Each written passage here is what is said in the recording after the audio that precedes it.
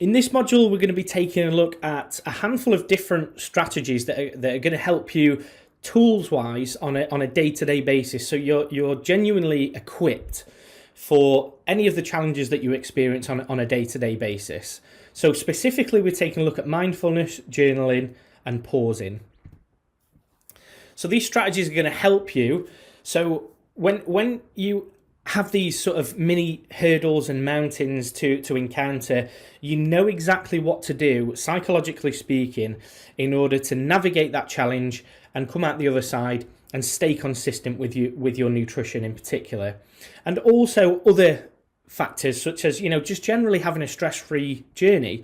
Often it's the psychological aspects that cause the challenge. It's not necessarily what's actually happening in real terms with your nutrition. It's your interpretation of those things and your reactions to certain situations. So let's jump in. So to begin with, mindfulness is an unbelievably useful tool. And to really simplify things, mindfulness is essentially just bringing your full attention to what's happening in the moment at that moment in time. So we're not thinking about what happened this morning or yesterday or last week or last year. We're not thinking about what's going to happen in a couple of hours' time or tomorrow or the next day. We're well and truly just being completely present and in the moment with what's happening with your nutrition. And also removing distractions where possible too. So when it comes to nutrition and the occasions of nutrition, so it could be your breakfast, your lunch, your evening meal, probably 90% plus of the time we're distracted to some degree. So it could be scrolling through your phone. It could be that there's the TV on in the background. It could be that you're scrolling on your iPad and I don't know, whatever it might be, going through social media. Now, all of these distractions cause a bit of a challenge when it comes to your nutrition. So what happens is when you're consuming your food, you have signals that get gradually sent to your brain to let you know that you're beginning to become full. And this is called satiety. So when we're not distracted, and also we're therefore bringing our full attention to our nutrition and thinking about what's happening in the moment, you're much more likely to effectively notice those satiety cues. You're going to notice that, hang on a minute, I feel about 80-90% full now, so I might have a few more forkfuls or spoonfuls, and that'll do me. I'm quite happy. If you're distracted and you've got the TV on in the background, or you're looking at some funny videos or something, and you're doing that instead, you might not notice these satiety signals and cues anywhere near as effectively, which therefore leads to overeating. When it comes to mindfulness too, it helps in lots of other areas. So research has shown that it helps with the reduction of not only the frequency, but also the intensity of episodes of emotional and binge eating. So not only does it happen less frequently because you're being mindful of what's happening in any given moment, it also reduces the intensity. So when it does happen, it's nowhere near as impactful when it occurs. So because we are human beings, we have stresses and worries and anxiety and challenges and things like that. Sometimes because you're in the moment in that anxious or stressful or worrying situation, we use nutrition as a coping mechanism. So if you're being mindfulness, you will notice that is what is happening in that moment in time. And you can say to yourself, when you do this on a regular basis, you can say to yourself, I've noticed that when I become stressed or angry, it leads to this decision making with my nutrition. And because you notice it, you've sort of solved half the problem straight away. And then once those episodes happen, you work on reducing those. So now you can much more effectively navigate your journey, even regardless of those emotional challenges and patterns. When it comes to journaling, this is a daily practice of literally just putting pen to paper and writing down your experience of what's happened on that particular day. So this allows us the opportunity to see things more objectively. Again, we try and remove the subjectiveness of the day. So how you interpret things, your emotions, saying that you're really good or really bad, and what we discussed in the previous module.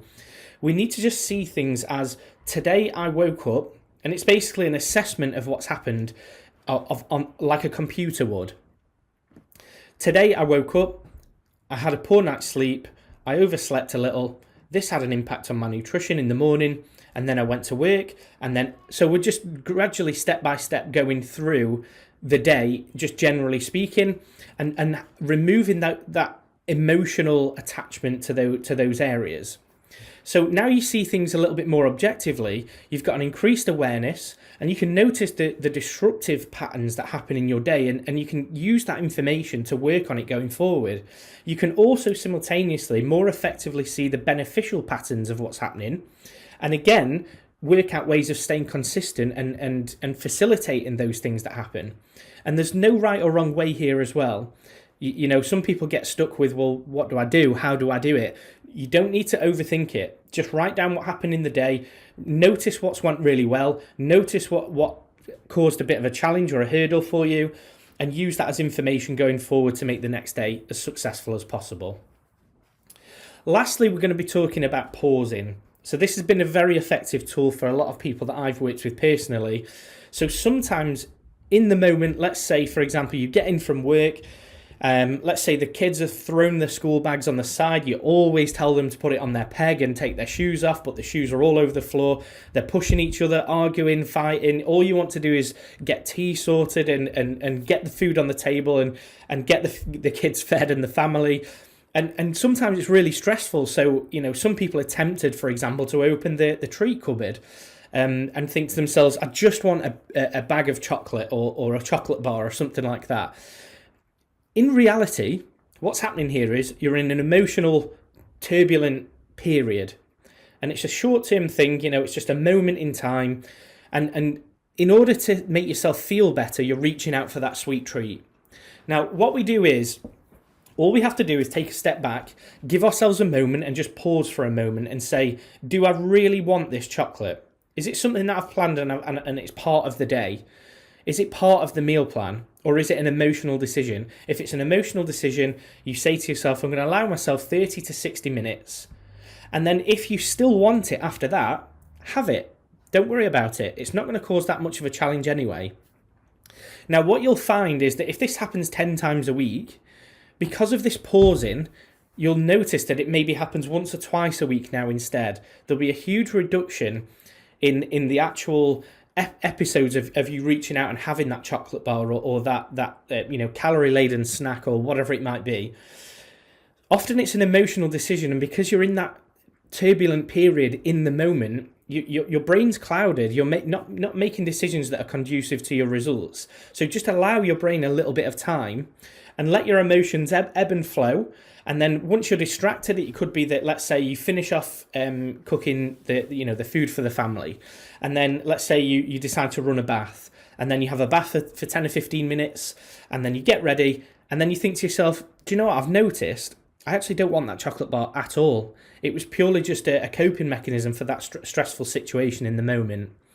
So hopefully these strategies that we've shared with you today are going to help you long term, because it's something these are all very simple, effective, easy to use tools on the psychological side, and I've no doubt in my mind that it's going to help you. So I'm looking forward to the next module, and I'll see you there.